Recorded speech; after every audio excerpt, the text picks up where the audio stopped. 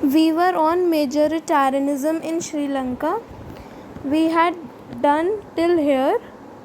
अब हमने देख लिया था कि कितना मेजोरिटेरियन रूल चल रहा था श्रीलंका में, all for the favour of the Sinhala community ना। उनके सारी जॉब और यूनिवर्सिटी पोजीशंस एप्लीकेंट सबको इग्नोर कर दिया जा रहा था और सिन्हाली लैंग्वेज को नेशनल लैंग्वेज कर दिया था, thus disregarding the Tamil. Now, as a result, the relations between the Sinhala and the Tamil communities strained over time. अब obviously tensions तो आएंगी दोनों communities में. The Sri Lankan Tamils launched parties and struggles for the recognition of Tamil as an official language. अब जो श्रीलंकन तामिल से उन्होंने parties और स्ट्रगल्स लॉन्च करे कि तामिल को भी एक ऑफिशियल लैंग्वेज बनाई जाए for regional autonomy and equality of opportunity in securing education and jobs. और रीजनल ऑटोनॉमी होनी चाहिए, इक्वालिटी ऑफ अपॉर्चुनिटी होनी चाहिए, किसमें? एजुकेशन में और जॉब्स में. But the demand for more autonomy to provinces populated by the Tamils were repeatedly denied. Autonomy का मतलब होता है सेल्फ गवर्नमेंट टाइप्स.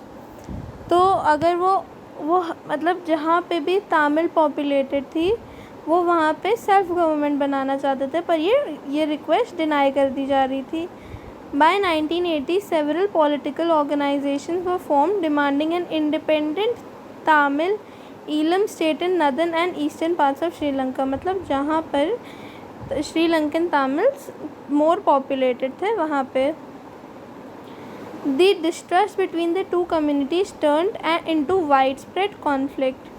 अब ये जो डिस्ट्रस्ट था इन दोनों कम्युनिटीज़ के बीच में वो वाइड स्प्रेड कॉन्फ्लिक्ट बन गया and it soon turn to civil war. Now meaning of civil war, a violent conflict between opposing groups within a country that becomes so intense that it appears like a war. अब एक violent conflict होता है जिसमें दो opposing groups होते हैं एक ही country में, मतलब वो इंटरनल होता है. सिविल वॉर इज़ इंटरनल, जो सिविलियंस के बीच में वॉर होती है. And so intense that it appears like a war. वो इतना बड़ा वायलेंट कॉन्फ्लिक्ट होता है कि वो वॉर की तरह लगता है, इसीलिए इसको सिविल वॉर बोलते हैं. As a result, thousands of people of both the communities have been killed. अब दोनों ही कम्युनिटी के लिए हज़ारों लोग मर गए थे. Many families were forced to leave the country as refugees and many more lost their livelihoods. अब बहुत सारी फैमिलीज़ को फोर्स करा था कि कंट्री से वो बाहर जाएं as refugees and many lost their livelihood, मतलब कमाने का ज़रिया. नाउ वी हैवंट रेड अभी इकोनॉमिक्स वाला part, but we do know कि श्रीलंका बहुत इकोनॉमिक डेवलपमेंट में काफ़ी अच्छी थी and education and health also. तो Sri Lanka was economic developed, educational and health resources भी उसके पास काफ़ी अच्छी थी. But the civil war has cause a terrible setback to the social, cultural and economic life of the country.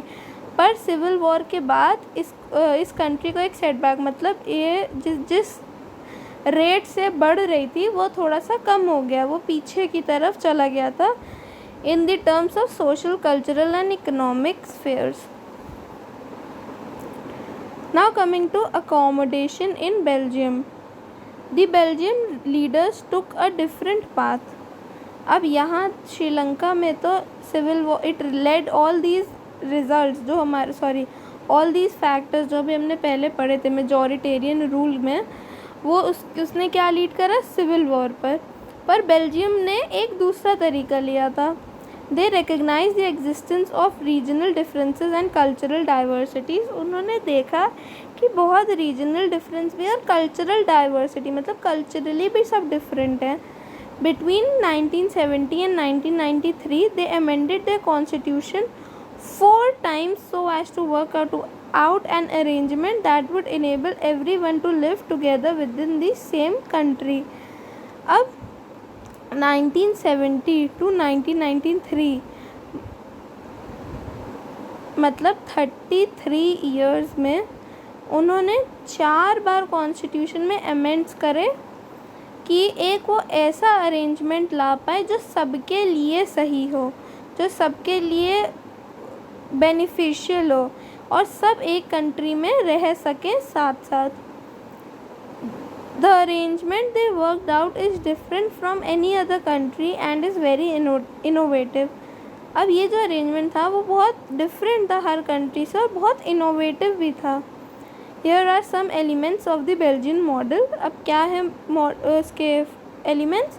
Constitution prescribes that the number of Dutch and French speaking ministers shall be equal in the central government, ताकि कोई भी biasness ना, कभी कोई भी ऐसा law ना हो जाए जैसे हमने अभी श्रीलंका में पढ़ा जो मेजॉरिटी को फेवर करे. ऐसा नहीं, जो सेंट्रल जो मिनिस्टर्स होंगे वो हमेशा फ्रेंच और डच स्पीकिंग के सेम ही रहेंगे. Some special laws require the support of the majority of members from each linguistic group. जो स्पेशल लॉज थे वो मेजॉरिटी ऑफ मेंबर्स से वो लॉज पास होते थे. Thus no single community can make decisions unilaterally.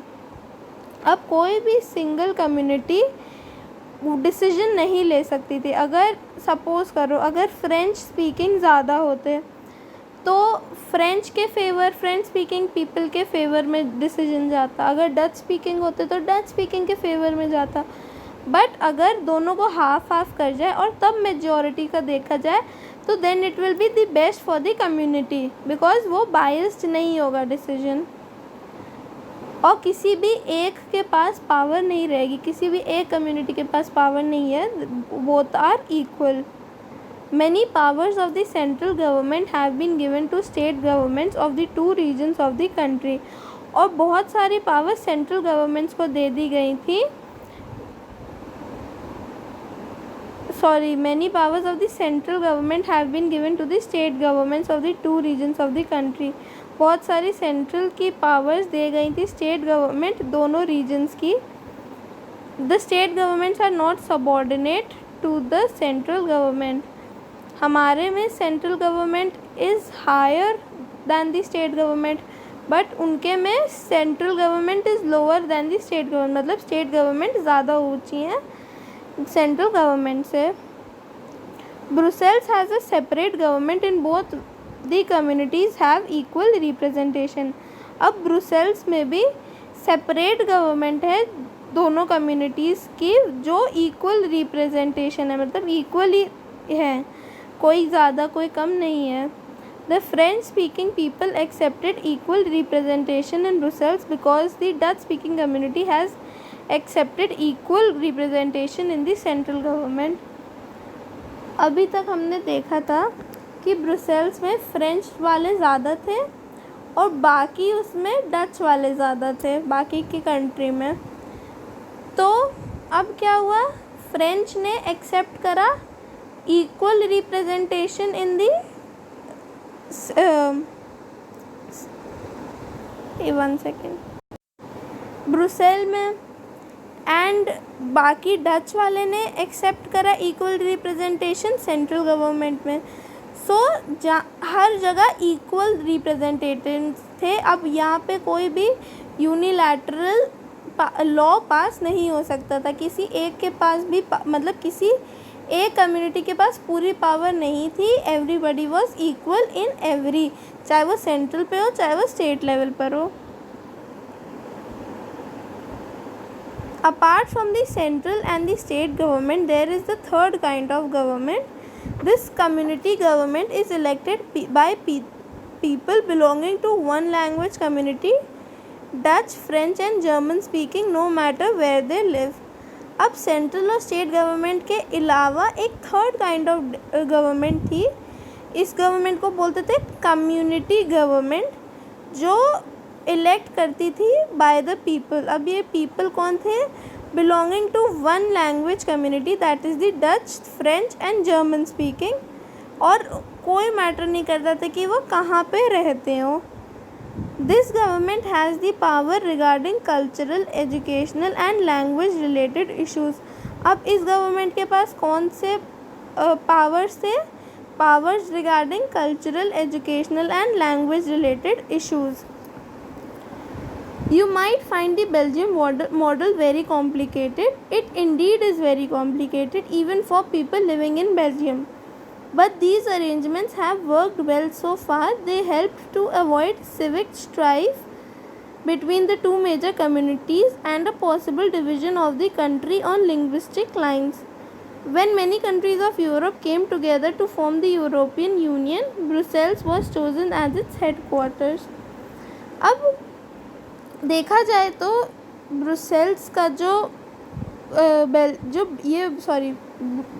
Belgium model है that is very complicated कि जहाँ पे ज़्यादा है यहाँ पे कम या representative it is very complicated. There are 3 types of government and all. But अगर देखा जाए तो इट इज़ वेरी आइडियल. कैसे? क्योंकि किसी के पास ज़्यादा पावर नहीं है. Everybody is equal. There is a third type of government जो लैंग्वेज या कल्चरल या एजुकेशनल रिलेटेड इश्यूज देखती है. So no one is basically biased. कोई भी एक साइड की तरफ नहीं है. यहाँ पे मेजॉरिटेरियन रूल हो ही नहीं सकता बिकॉज ऑफ द लॉज. तो इससे क्या होता है? इससे आप अवॉइड करते हो अपनी civil war the civic strife. जितने भी प्रोटेस्ट हैं वो सब आप अवॉइड करते हो because everybody is equal now.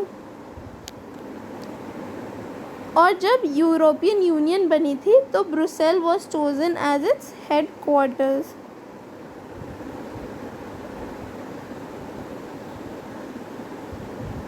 Now let us read this. Take a look. Read any newspaper for 1 week and make clippings of news. You can go through this on your own basically. Now let's come back. What do we learn from these two stories of Belgium and Sri Lanka? अब हमें क्या सीख मिलती है इन दो stories से? एक तो लीड करी थी सिविल वॉर पे और दूसरी लीड करी थी एक बहुत कॉन्स्टिट्यूशनल मेथड में. Both are democracies. अब बोथ ही डेमोक्रेसीज हैं. Yet they dealt with the question of power sharing differently. दोनों डेमोक्रेसीज थी पर शेयरिंग ऑफ पावर उन्होंने ये मुद्दा डिफरेंटली लिया दोनों कंट्रीज़ ने. In Belgium, the leaders have realized that the unity of the country is possible only by respecting the feelings and interests of different communities and regions. अब Belgium ने ये realise कर लिया था कि यूनिटी कंट्री की ऐसे ही पॉसिबल है जब सारी कम्युनिटीज़ की फीलिंग्स और इंटरेस्ट को ध्यान में रखा जाए. Such a realization resulted in mutually acceptable arrangements. अब ये realization ने result क्या दिया कि mutually मतलब सबके सहमति से एक arrangement बना for sharing of power. Sri Lanka shows us a contrasting example, but Sri Lanka एक different example देता है, बिल्कुल उल्टा example देता है.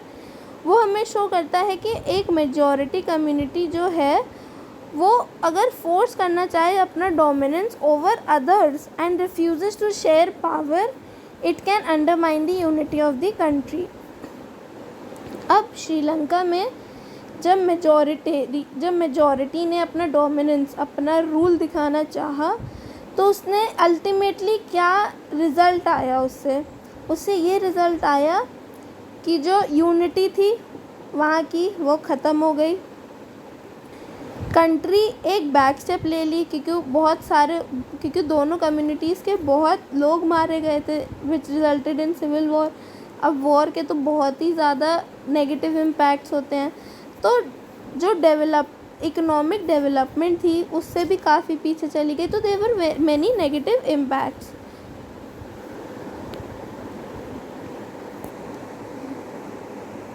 Now we can read this cartoon. The cartoon at the left refers to the problems of running the Germany's grand coalition government that includes the two major parties of the country, namely the Christian Democratic Union and the Social Democratic Party. The two parties are historically rivals to each other. they had to form a coalition government because neither of them got majority of seats of their own. In 2005 elections, they take divergent positions on several policy matters but still jointly run the government. अब जो ये एक cartoon से just it's just for knowledge.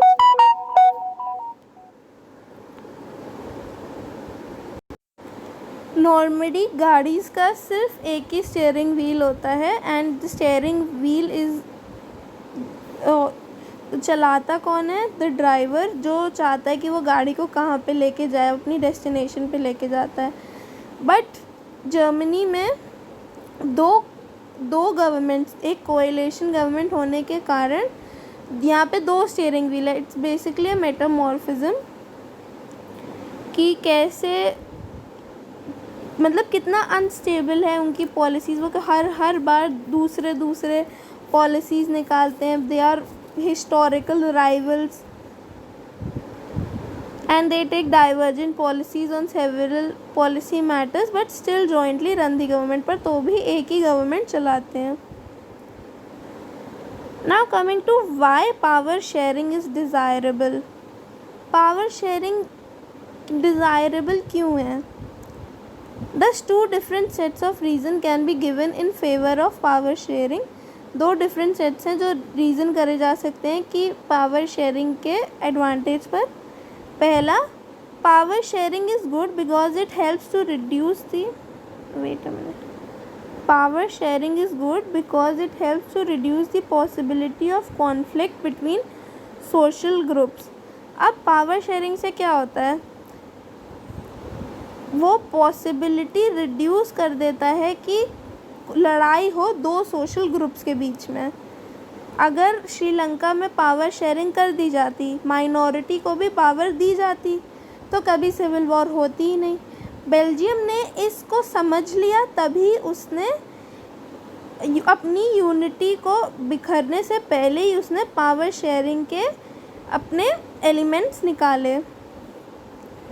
Since social conflict often leads to violence and political instability, power sharing is a good way to ensure the stability of political order. अब political order भी maintain करा जा सकता है अगर आप power share करो तो between 2 social groups, मतलब जितने भी social groups हो. Imposing the will of a majority community over others may look like an attractive option in the short run, but in the long run it undermines the unity of the nation. पहले अगर majority community को सही लगे अपना majority दिखाना over the minority, अपना rule दिखाना, but लंबे समय में इन द लॉन्ग रन क्या होता है? यूनिटी ऑफ द नेशन ख़त्म होने लग जाती है बिकॉज मेजॉरिटी ऑफ माइनॉरिटी बिल्कुल अलग हो जाते हैं. मेजॉरिटी ऑफ माइनॉरिटी को एज अ नेशन रहना चाहिए वो, because they belong to one nation, they can not be divided into groups. But अगर पावर शेयरिंग नहीं होगी तो they will be divided into groups.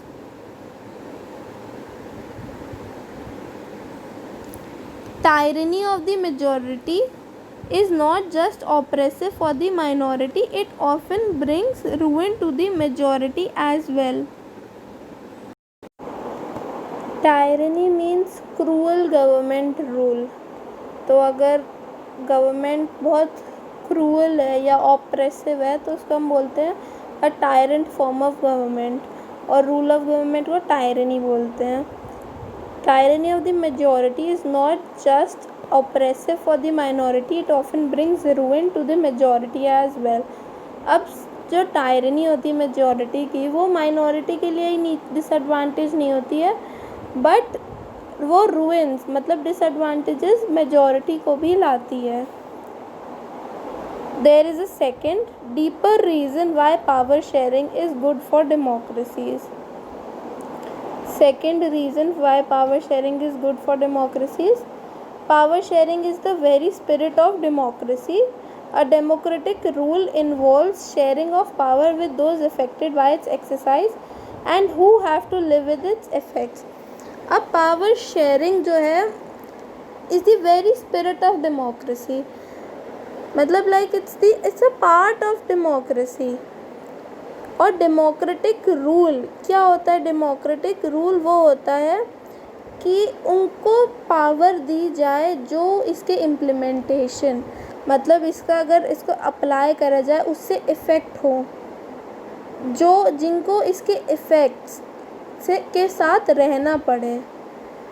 And people who have a right to be consulted on how they are to be govern, और people have a right to be consulted on how they are to be govern, मतलब उनको भी consult करना चाहिए कि वो कैसे rule में रहना चाहते हैं, वो कैसे रूल्ड होना चाहते हैं, किस टाइप ऑफ गवर्नमेंट, मतलब किस type of representatives. A legitimate government is one where, a legitimate मतलब legal government is one where citizens through participation acquire a stake in the system। अब पार्टिसिपेशन के थ्रू वो सिस्टम में जाते हैं। Let us call the first set of reasons prudential and the second moral। Now prudential का मतलब होता है based on prudence or and careful calculation of gains and losses। अब अगर किसी की केयरफुल कैलकुलेशन करी जाए कि कितना एडवांटेज है कितना डिसएडवांटेज है, उसको हम बोलते हैं prudential study. Prudential decisions are usually contrasted with decisions based on purely on moral considerations. अब जो प्रूडेंट डिसीजंस होते हैं वो बिल्कुल डिफरेंट होते हैं मॉरल कंसिडरेशन, मतलब मॉरली से। अगर we have something to show to, अगर मेरे को आपको कुछ एविडेंस के साथ मेरे को शो करना है कि ये चीज़ सही है या चीज़ गलत है, तो that is called a prudential decision. और अगर मेरे को बोलना होगा नहीं, अगर तुम ये करते हो तो ये सही है या ये गलत है, तो that is I am talking on moral, कि मेरे मॉरल्स कैसे हैं, मैं आपको मॉरली बता रही हूँ। बट अगर आप एविडेंस अगर आप शो करोगे स्टेटिस्टिकली, तो that is called a prudential decision. तो फर्स्ट जो सेट था वो हमारा प्रूडेंशियल सेट था, पर जो सेकंड सेट है रीजंस का वो है moral, based on moral। So while prudential reasons stress that power sharing will bring on better outcomes, moral reasons emphasize the very act of power sharing as valuable। अब जो पहला reason है वो हमें बताता है कि इसमें बेटर आउटकम्स होंगे, उसका बेटर रिजल्ट होगा। बट जो मॉरल रीजन्स है वो एम्फसाइज करते हैं कि how power sharing is valuable. So in this video we had done कि अकोमोडेशन बेल्जियम में कैसे हुआ था, कैसे उसने डिफरेंट स्टेप लिया था श्रीलंका से। श्रीलंका का तो जो उसने रूल्स और लॉज पास करे थे उससे तो it led only in a civil war, but Belgium में ऐसा नहीं हुआ था। बेल्जियम ने उसने अमेंडमेंट्स करे थे कॉन्स्टिट्यूशन में ताकि एक mutually agreeable set of rules आ जाएं। थोड़ा सा कॉम्प्लेक्स है बेल्जियम का एलिमेंट्स जो उसने ऐड करे थे बेल्जियम मॉडल में, but it is very good, it is very peaceful. और इसी वजह से जब यूरोपियन यूनियन बनी थी तब ब्रुसेल्स हेडक्वार्टर्स चूज़ करा गया था। Now we are done why power sharing is desirable. उसके दो पॉइंट्स हैं, एक प्रूडेंशियल पॉइंट है और दूसरा मॉरल पॉइंट है। We will do till here only and continue that in the next video, but I would like you all to read this Vikram Betal wali story. It's just for reading to just get you a clear idea, because इस chapter से related काफ़ी आपके पास ऐसे आएंगे कि state Y या ये ऐसा क्यों नहीं है। तो it's better for you to understand things than ratify it. हर चीज़ रटने के लिए नहीं होती है, कुछ चीज़ें समझने के लिए होती हैं, and this chapter is among one of them.